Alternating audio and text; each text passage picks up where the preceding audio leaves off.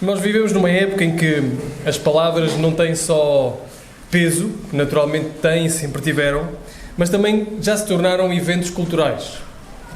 Portanto, a palavra hoje, algumas palavras, são termómetros sociais. Nós dizermos determinada palavra, ela vai nos revelar o que é o espírito da época e o que é o espírito daquele momento. Talvez nada melhor para caracterizar isto do que aquilo que nós hoje ouvimos acerca da palavra do ano. Já ouviram? A palavra do ano. O Oxford English Dictionary, ele começou esta prática no início dos anos 2000. Portanto, a prática é simples. A prática é fazer uma revisão ao ano e perceber quais foram as palavras mais usadas, quais foram os eventos mais claros. Portanto, a palavra do ano não é necessariamente a palavra mais bonita, a palavra do ano não é necessariamente a palavra mais complexa, a palavra do ano não é necessariamente a palavra mais moralmente elevada do ano, mas são palavras que são termómetros sociais. O que é que aconteceu naquele ano que revelou determinada coisa que podemos resumir numa só palavra? Nós podemos olhar para trás e para os últimos anos e perceber, por exemplo, a palavra do ano do Oxford English Dictionary, no ano 2019 foi emergência climática. São duas palavras, na verdade, mas emergência climática. No ano 2020, por exemplo, foi confinamento. E nós percebemos porquê. Cá em Portugal existe uma editora também que é responsável por isso, que é a Porto Editora. E, portanto, ela também faz esses questionários e faz algumas coisas para perceber a palavra do ano. Em 2021, a palavra do ano foi vacina, em Portugal. Conseguimos perceber porquê, não é? Que lá azáfama toda com as vacinas. Em 2022, a palavra do ano em Portugal foi guerra. Também conseguimos perceber por causa da guerra entre a Rússia e a Ucrânia. O ano passado já foi libertada a palavra do ano. Sabem qual foi? Alguém sabe? A palavra do ano em Portugal? Que caracteriza, lá está, o que se passou em Portugal. Apagão. A palavra do ano de 2025 em Portugal foi apagão. Portanto, nós não precisamos propriamente concordar com as escolhas nem celebrar estes significados. Basta-nos olhar para aquilo que foi e que se passou e perceber como é que uma palavra caracteriza aquele ano. Claro que outras coisas aconteceram, mas aquilo foi um termómetro social. A própria sociedade envolveu-se de tal forma que aquilo caracteriza, de alguma forma, o que se passou naquele ano. E este fenómeno não é apenas e só contemporâneo. É verdade que agora nós, a partir do ano 2000, começámos a olhar mais para isto, a uma palavra sintetizar o ano, mas não é um fenómeno contemporâneo.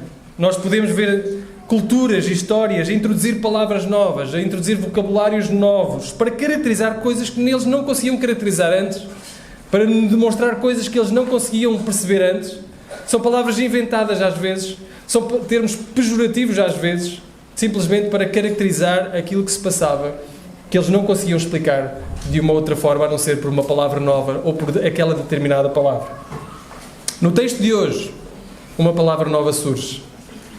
No texto de hoje, a sociedade que estava à volta não conseguia caracterizar aquilo que estava a ver, a não ser a inventar um novo termo, a inventar uma nova palavra.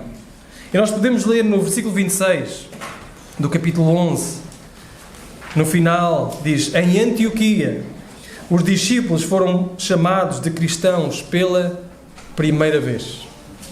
Então, pela primeira vez, a sociedade que estava à volta olhou para aquilo que estava a acontecer e não conseguia encontrar um termo, não conseguia encontrar um nome diferente para caracterizá-los. Então vamos chamá-los de cristãos. Vamos chamá-los de cristãos porque nós não conseguimos chamá-los de uma outra forma. Eles, até este momento, eram chamados de discípulos, de irmãos, os do caminho, os santos, aqueles que creem. E nenhum destes nomes desapareceu. Mas a verdade é que o nome cristão, a palavra cristão, passou a ter uma conotação geral. E a Igreja, que inicialmente recebeu aquilo como um termo pejorativo, abraçou de tal forma que passou a ser a sua própria identidade. Nós somos cristãos. Mas a pergunta é, então o que é que estes homens e mulheres, esta sociedade viu naquele grupo de pessoas que os levou a inventar um nome que eles não tinham antes. A pergunta é: o que é um cristão? O que é um cristão? Quando nós nos chamamos de cristãos, o que é que nós estamos a pensar? O que é, na verdade, um cristão? Quais são as marcas que merecem alguém ser chamado deste nome? E é isso que nós veremos no texto de hoje e que veremos no Evangelho a chegar em Antioquia. Então vamos ler Atos capítulo 11, versículo 19 até ao versículo 30. Diz assim então a palavra do Senhor. Os que foram dispersos pela tribulação que se deu por causa de Estevão foram para a Fenícia, Chipre e Antioquia, anunciando a palavra apenas aos judeus. Mas havia entre eles alguns que tinham vindo de Chipre e de Cirene, os quais, entrando em Antioquia, falavam também aos gregos, anunciando o Evangelho do Senhor Jesus. E a mão do Senhor era com eles, e um grande número de pessoas creu e se converteu ao Senhor. Quando a notícia sobre estas coisas chegou aos ouvidos da igreja em Jerusalém, enviaram Barnabé a Antioquia. E ali chegando, Barnabé alegrou-se ao ver a graça de Deus e exortava todos a perseverarem no Senhor com firmeza de coração, porque era um homem bom, cheio do Espírito Santo e de fé. E muita gente se uniu ao Senhor. Então Barnabé partiu para Tarso, em busca de Saulo. Tendo-o achado, levou-o para Antioquia. E, durante um ano inteiro, reuniram-se naquela igreja, instruíram muita gente.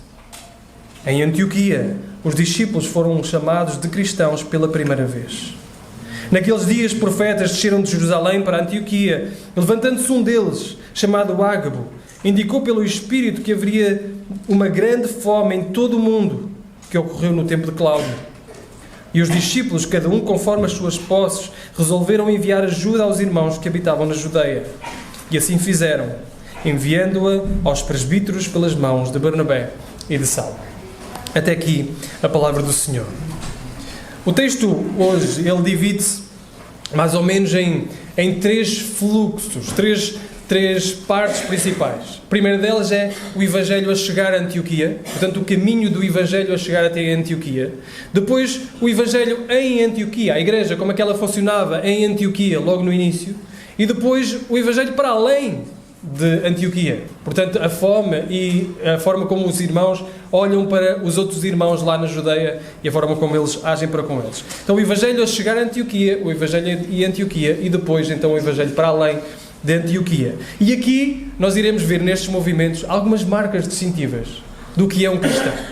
Quando nós nos chamamos de cristãos, quando eles chamaram de cristãos, eles viram estas marcas. Talvez seja bom nós revermos os nossos termos e pensarmos, se somos cristãos, se nos chamamos de cristãos, então nós deveríamos buscar ser iguais a estes primeiros cristãos. Àqueles que realmente foram os primeiros a serem apelidados de cristãos. Então vamos ver do versículo 19 ao 21 este primeiro movimento, o Evangelho em Antioquia. Vejam o versículo 19. Os que foram dispersos pela tribulação que se deu por causa de Estevão foram para a Fenícia, Chipre e Antioquia anunciando a palavra. Aquilo que acontece aqui com Lucas é que nós retomamos uma coisa que já tínhamos visto. Lá no capítulo 8, no final da morte de Estevão, não é? Capítulo 7, o que aconteceu foi perseguição. E o que é que aconteceu quando os crentes foram perseguidos em Jerusalém? Eles dispersaram. Eles saíram. E saíram e foram, no capítulo 8, para Samaria. Quando chegaram a Samaria, então, o Evangelho prosperou de tal forma que Jerusalém enviou quem? Filipe. Jerusalém enviou Filipe para confirmar ali o que é que se estava a passar. Agora, Lucas retoma, depois de ter explicado a história da conversão de Saulo, depois de ter explicado um pouco da história da conversão de Cornélio, Lucas retoma este movimento. Ainda a morte de Estevão no capítulo 7. Ele retoma este movimento e a perseguição que acontece com Estevão, e a partir de Estevão, então, e os crentes perseguidos dispersam e vão por toda a parte. Hoje de manhã, na escola dominical, estávamos a ver como é que o Evangelho chega a Roma. São estes crentes dispersos que fazem com que o Evangelho chegue a estas grandes cidades. E então ele diz-nos o texto que eles vão por Chipre, ou por Fenícia, em primeiro lugar. Eles vão pela Fenícia, que é uma pequena faixa mediterrânea, perto do norte, da zona norte deles, o que consideraríamos hoje Líbano. Então Então vão por aí e pregam o Evangelho. Eles vão também para o Chipre. O Chipre é o que nós conhecemos de Chipre hoje, não é? Aquela ilha. E portanto vão também para Chipre e pregam o Evangelho. E chegam, e é aqui que Lucas nos quer levar, e chegam a Antioquia. E Antioquia era a terceira maior cidade do Império Romano. Em primeiro lugar, Roma, naturalmente. Logo de seguida, Alexandria, no Egito, uma grande cidade. E em terceiro lugar, Antioquia, que já naquela altura tinha cerca de 500 mil de habitantes. Uma cidade cosmopolita. Uma cidade enorme. E o Evangelho então chega ali. Lucas nos está a relatar que vai ser uma cidade importante no capítulo 13 para o envio missionário. Mas Lucas nos está a relatar o início desta igreja. Esta igreja então começa a nascer. Com quem? Com judeus que são dispersos anunciando a palavra. Em primeiro lugar aos judeus. Eles não têm conhecimento, Lucas não nos diz que têm conhecimento do que aconteceu com Cornélio. Temos que perceber isso também. Lá no capítulo 15 de Atos é que nos vai falar sobre um concílio em Jerusalém para decidir então se os gentios fazem realmente parte ou não fazem parte. Portanto, eles ainda não têm conhecimento e os judeus vão pregando Cristo. A quem? Aos seus pares. Mas o versículo 20 nos diz que nem todos eram assim. Mas havia entre eles alguns que tinham vindo de Chipre e de Cirene, os quais entrando em Antioquia falaram também aos gregos, anunciando o Evangelho do Senhor Jesus. Então, judeus e gentios estão a ouvir o Evangelho de Jesus e esta igreja está a crescer. Diz no versículo 21 então que a mão do Senhor era com eles e um grande número de pessoas creu e se converteu ao Senhor. Aqui está a perseguição a fazer com que o Evangelho seja pregado a judeus, gentios e muitas pessoas a crerem em Jesus. Como? Porque a mão do Senhor era com eles. Irmãos, nós olhamos para isto e já tínhamos falado disso lá atrás no capítulo 8. A perseguição faz com que o Evangelho seja espalhado. A perseguição não é o abafar do Evangelho, é uma sementeira do Evangelho. É lançar sementes ao ar e aí vão elas a serem plantadas, o Evangelho a ser plantado por toda a parte. E Deus, pela sua graça, usa dificuldades desta igreja para espalhar o Evangelho. E Deus, pela sua graça, usa dificuldades particulares, dores particulares, às vezes para espalhar o Evangelho e levar o Evangelho a pessoas que nunca o ouviriam se não fosse assim. É isso que está a acontecer. As pessoas em Antioquia estão a ouvir o Evangelho porque lá uma perseguição surgiu em Jerusalém. E nós também podemos ser alvo de dores e de sofrimento, muitas vezes, para que o Evangelho seja falado e pregado a outras pessoas. Então aqui está. Aí estão eles a chegar a Antioquia, falando do Evangelho. E aqui vemos duas características daquilo que caracteriza um cristão, destes homens e mulheres, os quais foram primeiramente chamados de cristãos. E a primeira delas que eu gostava de salientar é que um cristão é alguém regenerado. O cristão é alguém salvo, nascido de novo. Notem quem é que são estes cristãos, estas pessoas, este grupo de pessoas que são apelidados de cristãos pela primeira vez. Em primeiro lugar, são crentes que saem de Jerusalém pela perseguição e vão falando de Jesus por todo o lado. Então são crentes. E diz-nos Lucas que eles falaram de Jesus e converteram-se muitas outras pessoas, porque a mão do Senhor era com eles. A mão do Senhor era com eles e muita gente creu e se converteu a quem? Ao Senhor. As pessoas não se converteram a um sistema religioso. As pessoas não se converteram a um sistema moral. As pessoas não começaram simplesmente a ir às suas reuniões. Diz-nos o texto que eles se converteram ao Senhor. Eles creram e converteram-se ao Senhor. Então são estes que formam a igreja. Este grupo que está a ser apelidado de cristãos são pessoas que realmente creram no Senhor. Creram no Senhor. Um cristão não é alguém que nasce num país cristão. Ninguém é cristão por nacionalidade. Um cristão não é alguém que nasce numa família cristã. Ninguém é cristão por legado, por descendência. Um cristão não é alguém que simplesmente simpatiza com os valores cristãos, que participa nos cultos, que se identifica com uma cultura mais ou menos cristã. Um cristão é alguém nascido de novo, regenerado. É alguém que creu e se converteu ao Senhor. Ele diz-nos, Lucas, que um grande número decidiu crer no Senhor. Não que decidiu ser mais moral, começar a melhorar a sua vida. Tu não és cristão simplesmente porque te apelidas de cristão. Há muita gente, e particularmente em países apelidados de cristãos, que se consideram cristãos só porque nasceram naquele país. Tu não és cristão simplesmente porque te dizes cristão, simplesmente porque nasceste num país cristão, simplesmente porque nasceste numa família cristã, simplesmente porque tens um nome bíblico. Eu tinha que sempre te explicar porque é que me chamava Jonatas. Naturalmente, num país em que ninguém se chama Jonatas, se deveu aos meus pais. Eu tinha que explicar que era um nome bíblico, mas não é um nome bíblico que faz de mim cristão. Nós não somos cristãos por legado, nós não somos cristãos por transferência, nós somos cristãos se queremos e nos convertemos ao Senhor. Deixem-me falar em primeiro lugar para as crianças que aqui estão. Para os adolescentes, essas crianças estão aqui, por aí espalhadas. Crianças, vocês não são cristãs. Crianças, adolescentes, deixem-me dizer assim, jovens. Não são cristãos porque o pai e a mãe são cristãos. Isto é algo que vocês devem perceber. Vocês devem crer em Jesus Cristo por vocês mesmas. Arrepender-se do vosso pecado por vocês mesmas. Não é pelos pais ou as mães conseguirem até ensinar histórias bíblicas, vocês virem à escola dominical, que vocês são automaticamente cristãs. Precisam de crer e converter-se ao Senhor, reconhecer que são pecadoras e rogar ao Senhor que vos salve. Crer em Jesus Cristo. Mas isto serve para as crianças e serve para qualquer um de nós. Serve para qualquer um de nós. Nós precisamos de reconhecer Cristo como nosso Salvador individualmente. Um cristão é alguém regenerado. Se alguém diz que é cristão e a sua segurança está em algo que não Cristo, essa pessoa não é cristã. Se alguém diz que é cristão e a sua segurança está na família, a sua segurança está na religiosidade, a sua segurança está na frequência aos cultos, a segurança está porque nasceu em esta ou aquela igreja, essa pessoa não é cristã. Nós somos cristãos se realmente cremos que a nossa única segurança é Cristo Jesus.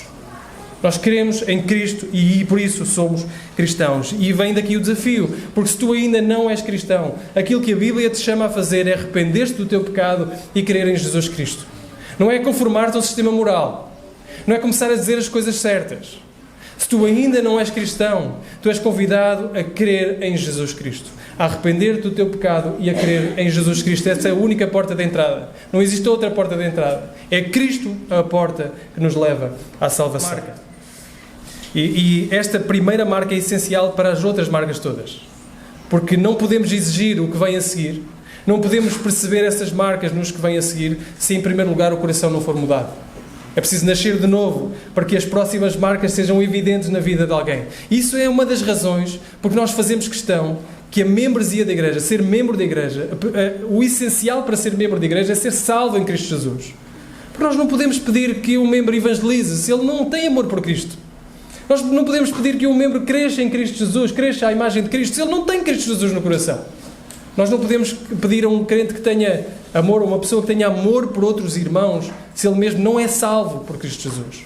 Então este é o passo primeiro para todas as outras marcas. O que nos leva à segunda então. Porque um cristão é alguém que fala de Cristo. É alguém que evangeliza. O que é que nós vemos neste texto? Os judeus iam e faziam o quê? Anunciavam Cristo. Os outros iam e falavam de Cristo. Todos aqueles que eram convertidos e a ser espalhados, eles falavam de Cristo. Anunciavam o Senhor Jesus. Não existe uma linguagem muito técnica. Não existe um seminário para fazer. Não existe este ou aquele passo para fazer, para falar de Cristo. Não existe um estatuto. Aquele que crê em Cristo Jesus, ele fala de Cristo Jesus. Ele deseja de falar de Cristo Jesus. Irmãos, a fé cristã é uma fé anunciada. Não existe cristianismo sem anúncio. Porque o Evangelho é uma notícia. São as boas novas da salvação. Nós precisamos proclamar que em Cristo Jesus há salvação. Não podemos simplesmente dizer que a nossa vida fala por nós. Nós precisamos de abrir a nossa boca e falar de Jesus Cristo e a salvação que é em Cristo Jesus. Cristo é a solução para qualquer ser humano. Cristo é a solução para o homem pecador. Cristo é a solução para o maior problema que existe na humanidade. E por isso nós queremos falar de Cristo. Queremos que o nosso coração esteja cheio e que possamos falar de Cristo. Nossa boca fala do que o coração está cheio. Se o nosso coração estiver cheio de política, vai falar do que a nossa boca? Política. Se o nosso coração estiver cheio de futebol, vai falar do que a nossa boca? Futebol. Se o nosso coração estiver cheio de nós mesmos, de que é que vai falar a nossa boca? De nós mesmos. Se o nosso coração está cheio de Cristo, a nossa boca vai falar de Cristo. E um cristão é aquele que procura encher-se de Cristo de tal forma que a sua boca fala de Cristo. De Cristo. Notem mais uma vez a simplicidade Não é preciso ser um especialista para evangelizar. Nem sabemos os nomes destas pessoas. São pessoas dispersas. São pessoas dispersas pela perseguição que havia por causa de Estevão. E o que é que elas estão a fazer? Estão a falar de Cristo. Irmãos, não é preciso fazer grandes cursos de apologética para falar de Cristo. Às vezes são as pequenas coisas, simples coisas, a intencionalidade. Nós vamos sempre ao mesmo sítio porque vamos ter uma oportunidade de falar de Cristo àquela pessoa. Às vezes são coisas normais na nossa vida, não é? Nós temos 5 filhos em casa e 5 filhos dão trabalho, dão muito trabalho. E se nós estamos com outras pessoas e elas têm os filhos e começam a dizer ter filhos dá tanto trabalho. E às vezes são pequenas coisas e podemos dizer assim, sim, filhos dá trabalho, mas são uma bênção do Senhor. Mas são uma bênção do Senhor. Nós podemos ir falando de Cristo à medida que vamos partilhando a nossa vida. À medida que estamos a falar com outros, do cotidiano. Nosso coração estando cheio de Cristo. Nós vamos falando de Cristo. E é isso que queremos fazer. Se temos amor por Cristo, nós queremos falar de Cristo. Um cristão, então, é alguém nascido de novo. Um cristão é alguém que fala de Cristo. Continuamos, então, agora para o Evangelho em Antioquia, para ver mais uma característica do cristão. A partir do versículo 22, dá-nos um vislumbre do que é que vai acontecer em Antioquia. Diz: quando a notícia sobre estas coisas chegou aos ouvidos da igreja em Jerusalém, então eles enviaram Barnabé a Antioquia. Como aconteceu em Samaria? A notícia chegou a Jerusalém e eles enviam alguém. Tinham enviado Filipe, agora enviam Barnabé. Barnabé é um homem querido. Eu acho que é um homem subvalorizado. Acho que há poucos Barnabés entre os nossos filhos. Ninguém dá o nome Barnabé a ninguém, porque ainda não estudou a sério quem era Barnabé. Barnabé era um homem fantástico. No capítulo 4 é um homem, José, também chamado Barnabé, filho da consolação, um homem que vende a sua propriedade para dar à igreja. Barnabé é um homem que, quando Saulo chega a Jerusalém e é olhado com desconfiança, o que é que ele faz? Ele abraça, ele afirma Saulo e diz assim: irmãos, não tenham medo, eu estou aqui, eu responsabilizo-me por este homem, eu responsabilizo. E agora Barnabé é um homem que é enviado para Antioquia, imaginem esta grande cidade, e é um homem que próprio Lucas se dá ao trabalho de caracterizar quem é. Vejam, Barnabé, no versículo 24, diz que Lucas nos diz que era um homem bom, cheio do Espírito Santo e de fé. Um homem bom, cheio do Espírito Santo e de fé. Um homem que se alegra com a graça que está a ver. Um homem que chega a Antioquia em vez de desconfiar que isto saiu aqui fora do meu controle. Fugiu fora do nosso controle em Jerusalém. Não, ele chega e vê aquela igreja a prosperar e alegra-se. Diz no versículo 23, ele alegrou-se ao ver a graça de Deus, exortava: perseverem no Senhor, tenham firmeza no coração, perseverem no Senhor. E não só isso. Vejam a oportunidade que ele dá logo a seguir. Versículo 25. Então Barnabé partiu para Tarso em busca de quem? Em busca de Saulo.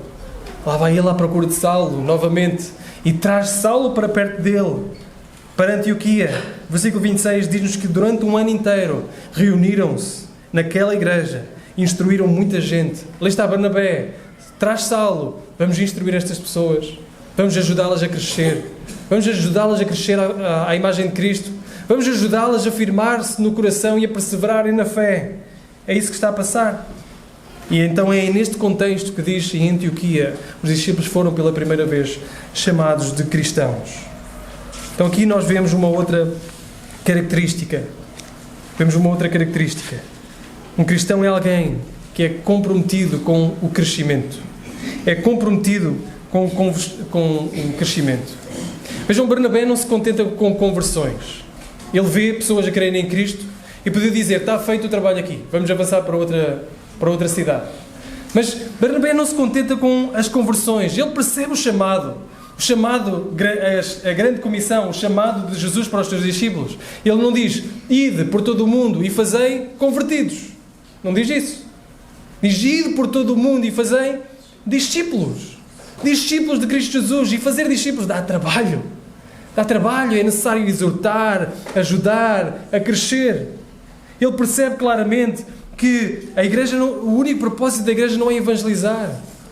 É importante evangelizar, falar de Cristo é importante, mas esse não é o único propósito. E eu creio que ao longo das últimas décadas, muitas igrejas se têm desviado do seu propósito precisamente por isso. Porque o seu único propósito é evangelizar. E o ponto é que fazem e moldam o culto de tal forma que ele se torna focado somente no descrente. Como se o único propósito é haver convertidos, é haver números. E não se foca no crescimento das pessoas, no discipulado, à imagem de Cristo. É por isso que o culto é primariamente para a glória de Deus, para a edificação dos seus santos e para a proclamação da salvação que há em Cristo Jesus. É isso que nós devemos focar. É isso que esta igreja se focava e percebia. Então é importante nós olharmos para aqueles que estão a ser convertidos e firmarmos-nos na fé. Irmãos, isto é uma das razões que nós precisamos de vir à igreja todos os domingos. Uma das razões que nós precisamos estar aqui é precisamente para sermos exortados ao amor e às boas obras. É isso que o autor aos Hebreus diz. E não deixai de vos congregar. Antes, reúnam-se para quê? Para serem exortados ao amor e às boas obras, até que chegue o último dia. É isso que nós devemos fazer. Nós devemos reunir-nos todos os dias, porque todos os dias, todas as vezes, em todas as oportunidades, porque todos os dias nós somos desafiados pelo mundo a nos desviarmos. Somos desafiados a nos centrarmos em nós mesmos. E é aqui que nós crescemos. É juntamente uns com os outros que nós crescemos. É individualmente, sim, mas também comunitariamente. Nós precisamos de crescer juntos, crescer à imagem de Cristo. Quando nos afastamos do corpo, do seu corpo, do corpo de Cristo, nossa fé começa a enfraquecer. Nós começamos a considerar outras coisas. Começamos a focar-nos e a desviar-nos daquilo que é o propósito de Deus para a nossa vida. Então, o cristão é alguém comprometido com o crescimento. Não existe cristianismo bíblico sem ensino bíblico. Não existe maturidade cristã sem doutrina cristã. Não existe esta maturidade sem exercício no nosso próprio corpo. Este era um grupo de pessoas que tinham entre eles pessoas que amavam a palavra, que queriam crescer e que estavam preocupados em quem ensinava. O que é que Barnabé faz? Vai buscar Saulo. Barnabé poderia ter dito assim: irmãos, algum de vocês partilha aí a vossa experiência e alguma coisa acerca da Escritura. Mas não. Barnabé preocupa-se em quem está a ensinar estas pessoas. Barnabé preocupa-se de tal forma que sai de Antioquia e vai para Tarso buscar um homem para que ele possa voltar e durante um ano inteiro eles possam ensinar a igreja a ser à imagem de Cristo. Irmãos, nós precisamos de perceber isto. Precisamos perceber que precisamos estar comprometidos com o ensino bíblico e, em primeiro lugar, isso vai manifestar-se na exigência que nós temos em relação a quem nos ensina. A exigência que temos em relação à fidelidade à palavra e ao caráter. Barnabé é um homem bom, um homem cheio do Espírito Santo, um homem de fé. É precisamente esses que nós queremos que nos estejam a ensinar. É precisamente esses. E a exigência, a congregação tem que ser exigente para que aqueles que ensinam a palavra sejam homens bons. Aqueles que ensinem a palavra sejam homens cheios de fé. Aqueles que ensinem a palavra sejam homens cheios do Espírito Santo. A congregação precisa ser exigente em relação a essas pessoas. Mas também exigente em relação ao ensino, que nós veremos, por exemplo, que é a forma como Saulo se desenvolve. Paulo desenvolve-se um homem firme na palavra, arraigado nas Escrituras. É precisamente esses que nós queremos que nos ensinem a Escritura. É precisamente isso. Nós, quando procuramos e quando avaliamos a igreja, como é que nós avaliamos? Em relação aos ministérios, em relação ao ministério das crianças, ou à boa música, ou ao ensino da palavra. À forma como a palavra é pregada de uma forma fiel, de uma forma ousada e cheia do Espírito Santo. É isso que nós devemos procurar. Para crescer à imagem de Cristo, é isso que nós devemos procurar. Mas o nosso comprometimento com o ensino bíblico, com o crescimento, um cristão é alguém que procura crescer, manifesta-se também com o nosso comprometimento com o tempo juntos, com as oportunidades que nós temos para estar juntos. Vejam, há algumas coisas que me marcaram quando eu cresci, quando eu era novo, como os meus filhos.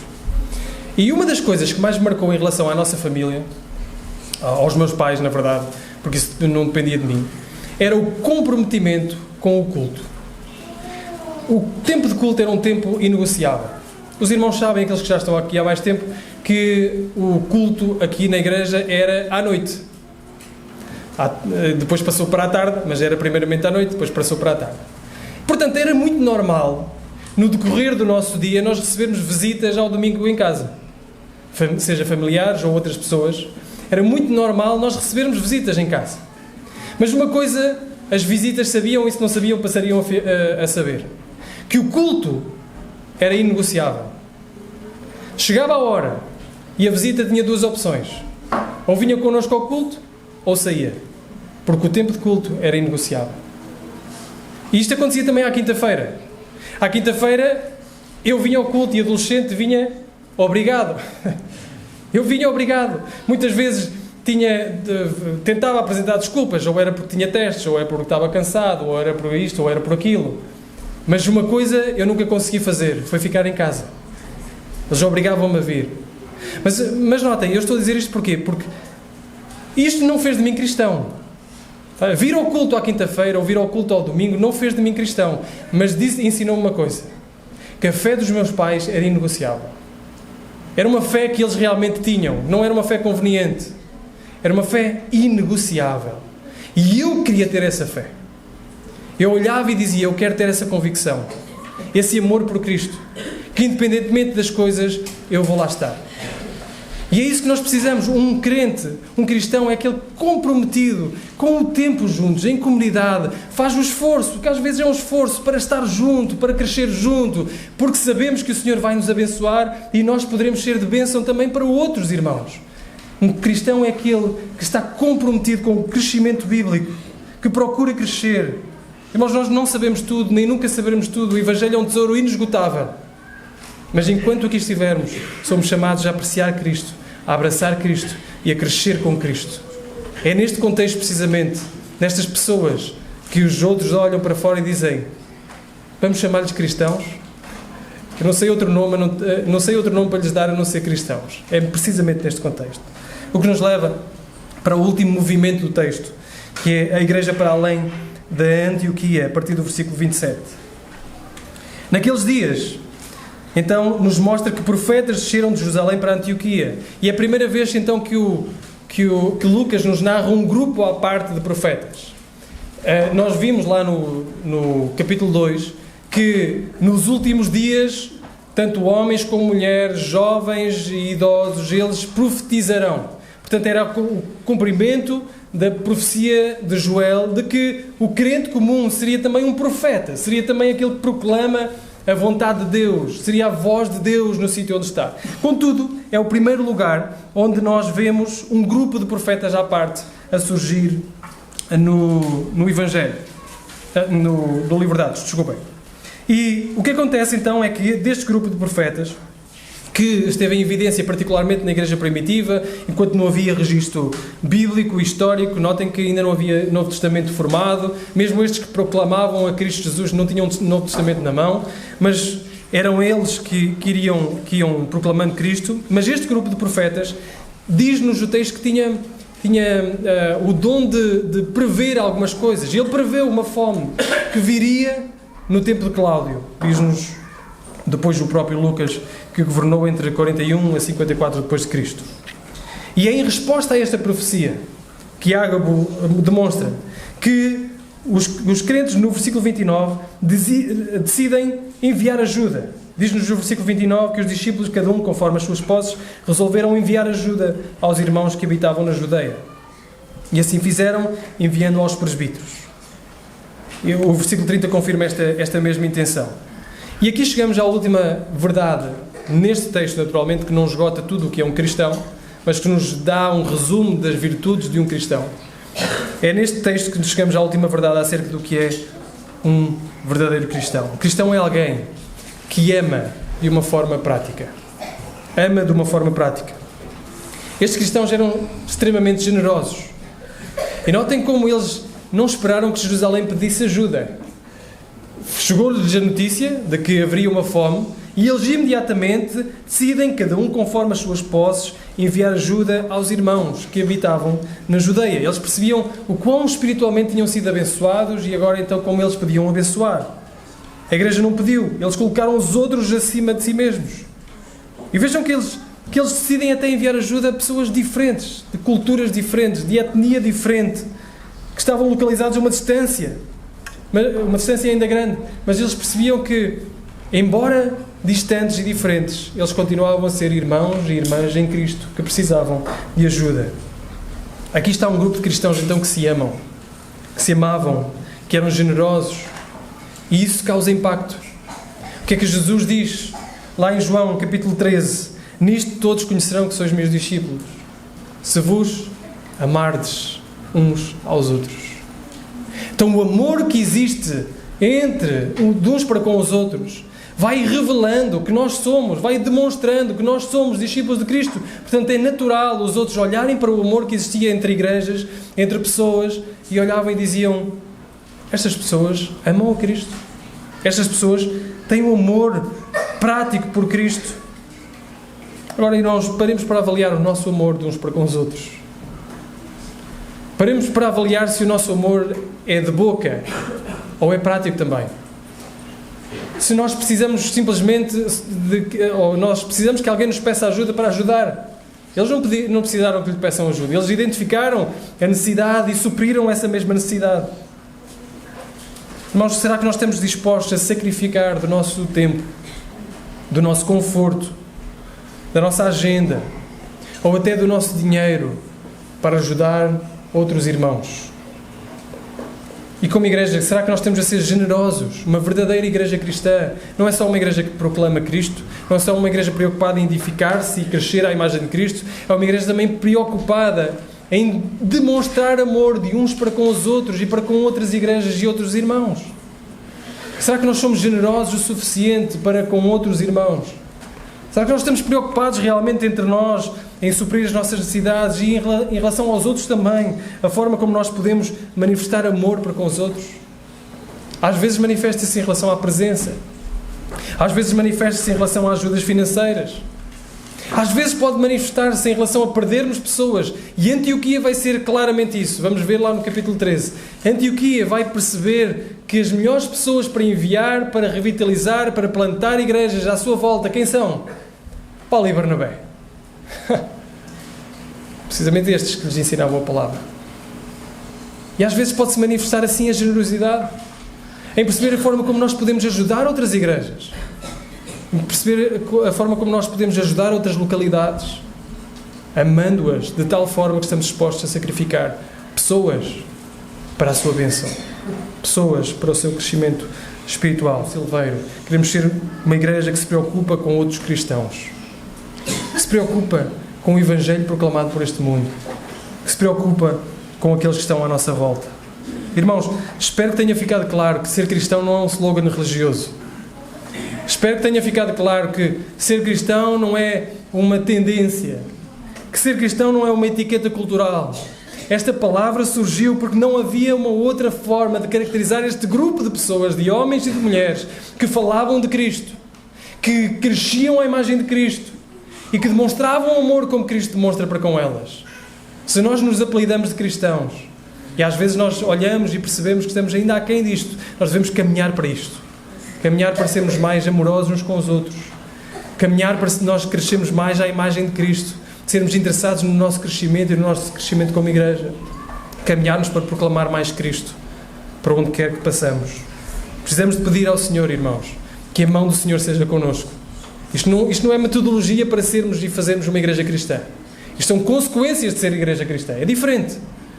Nós não queremos formar uma igreja cristã, nós precisamos destes 3 pés. É sendo cristão que nós seremos assim. É sendo regenerados, a mão do Senhor sendo connosco, nós vamos manifestar como uma igreja que proclama Cristo, que cresce à imagem de Cristo e que demonstra Cristo. Mais uma vez, para todo aquele que ainda não é cristão aqui, cristão nestes termos, não cristão cultural, mas cristão nestes termos, o convite é que, em primeiro lugar, passe por esta porta, que se arrependa dos seus pecados, que creia em Jesus Cristo, e tudo o resto será consequência do Espírito Santo trabalhar nos seus corações. Que o Senhor nos ajude a tanto. Vamos orar. Senhor...